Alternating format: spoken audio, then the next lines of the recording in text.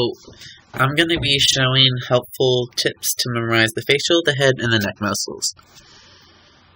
So with the occipitofrontalis, there's three different parts. You got your frontalis, your aponeurosis, and then your occipitalis. So how I memorize the frontalis, really easy, it's on your frontal bone, so the anterior part of your head. And then the aponeurosis, you apply a tendon to connect the frontalis and then occipitalis. So then with your occipitalis, that's easy, like the frontalis, it's on your occipital bone. So the bone name correlates to the muscle name.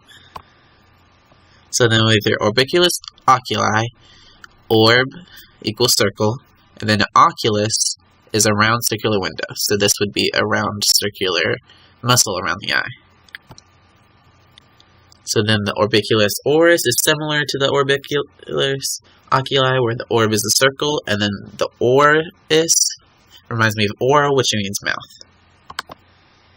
Now with the zygomaticus major and minor, if you take a peace sign with your hand, and then you put it horizontally on your cheekbone, your zygomatic bone, just like the picture on the top right, your pointer finger, which is the smaller of the two, is relatively on your zygomatic minor muscle.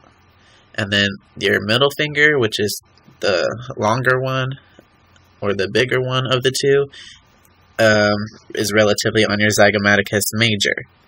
So minor on top, major on bottom. Then your masseter, remind me of mass eater. You eat a lot because it helps you eat by elevating your mandible, and it's located right on the ramus of your mandible. So then your platysma, plat sounds like flat, and it's a flat sheath. This might sound stupid, but it tis on your neck. So platysma is a flat sheath that tis on your neck. Now the buccinator, the first four letters looks like buccal, which means cheek, so it's on your cheek. And without this muscle, you wouldn't even be able to pucker your lips to pronounce the word. So then the temporalis, just like the frontalis and the occipitalis, is named after the bone it's on, so it's on your temporal bone. Now the sternocleidomastoid is right on the neck, right here. And without this muscle, you wouldn't be able to shake your head no, so you wouldn't be able to give a stern no. And if that doesn't help you, sterno means sternum, cleido means clavicle, and mastoid means your mastoid process. Now with levator scapulae, just like the name, it elevates your scapula. So it's this one right here. Now with your gastric anterior body and posterior bodies, with the posterior body, you can dig past your submandibular gland, which is this gland right here. You dig past it to get to your posterior body, which is M3 right here. Then with the anterior, which is the picture most right, you can dig, if you think of digging a trench from your hyoid anteriorly to your mandible, it's these two muscles right here.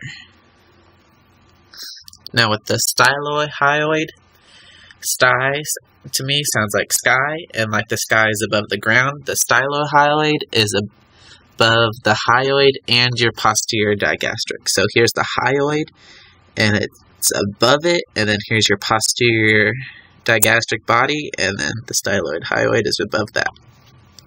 Now with the omohyoid, it's a more lateral muscle on the hyoid than the sternohyoid.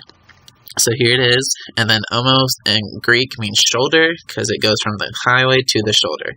So here's their insertion on the hyoid, and then here's the origin on the shoulder. Now with the mylohyoid, it's between the mandible and my hyoid, and it drops the mandible low, which means suppresses the mandible. So my hyoid low drops the mandible low, and it's connected to the hyoid. So mylohyoid. So sternohyoid, this just I memorized by separating the name. So sterno means sternum, and then hyoid. So it originates from your sternum and goes to your hyoid. So it's this more medial muscle. And that is the end.